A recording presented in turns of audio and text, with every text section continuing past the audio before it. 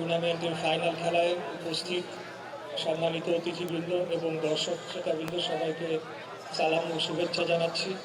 আমি চ্যাম্পিয়ন দলকে বিশেষভাবে শুভেচ্ছা জানাতে চাই। আপনারা অত্যন্ত ভালো খেলেছেন। পাশাপাশি রানার্স আপ টিমকেও শুভেচ্ছা জানাতে চাই যে তাদের খেলাটিও অত্যন্ত ভালো ছিল এবং আমরা সকলে এই খেলাটি উপভোগ করেছি।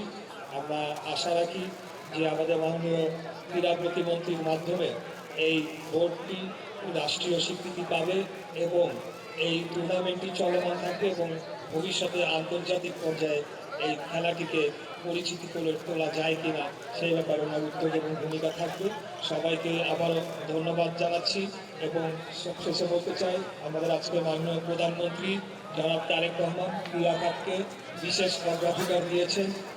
সেটি ইতিমধ্যে আমাদের প্রতিমন্ত্রীর মাধ্যমে আপনারা জানতে পারবেন।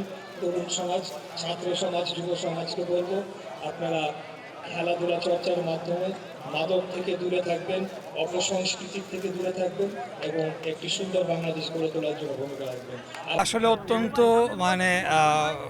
অভিভূত যে এখানে অস্থায়ীভাবে যে একটা গ্যালারি বানানো হয়েছে এবং মাঠ তৈরি করা হয়েছে, এটা আসলে একটা স্টেডিয়ামেরই ন্যায়, অনেক স্টেডিয়ামের মতো একটা পরিবেশ তৈরি হয়েছে। তো আমাদের মাননীয় ক্রীড়া প্রতিমন্ত্রী সব কিছুরই উত্তর দিয়ে দিয়েছেন এবং ভবিষ্যৎ পরিকল্পনাগুলো ক্রীড়া সম্পর্কে তুলে ধরেছেন। তা আমি একটু অন্য আঙ্গিকে বলতে চাই যে ক্রীড়া কিন্তু আমাদের জাতীয় পরিচয়ের সাথেও যুক্ত।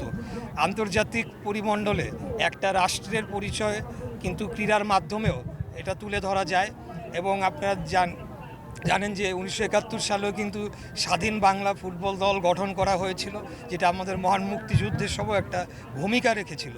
তা আমি মনে করি আমরা একজন যোগ্য ক্রীড়া প্রতিমন্ত্রী পেয়েছি এবং আমাদের মাননীয় প্রধানমন্ত্রীর অগ্রাধিকার খাত হচ্ছে ক্রীড়া। এই ক্রীড়ার মাধ্যমে আমাদের জাতীয় যে যুবকদের মধ্যে যে সমস্যা এখন ক্যান্সারের মতো ছড়িয়ে পড়ছে, মাদক সমস্যা, এটিকে যেমন দূর করার একটা সুযোগ সম্ভাবনা রয়েছে, পাশাপাশি বাংলাদেশকেও আন্তর্জাতিক পরিমণ্ডলে আরও সুপরিচিত করে তোলার একটা সম্ভাবনা রয়েছে। যেমন আমরা দেখতে পাই ব্রাজিল, আর্জেন্টিনা ফুটবল দল হিসেবে যেমন আমাদের দেশে অত্যন্ত সুপরিচিত দেশ হিসেবে প্রতিষ্ঠা পেয়েছে। আমরাও চাই যে বাংলাদেশ বিভিন্ন ক্রীড়াক্ষেত্রে প্রতিষ্ঠা পাক এবং বিশ্বের দরবারে একটা পরিচিতি লাভ করুক। ধন্যবাদ।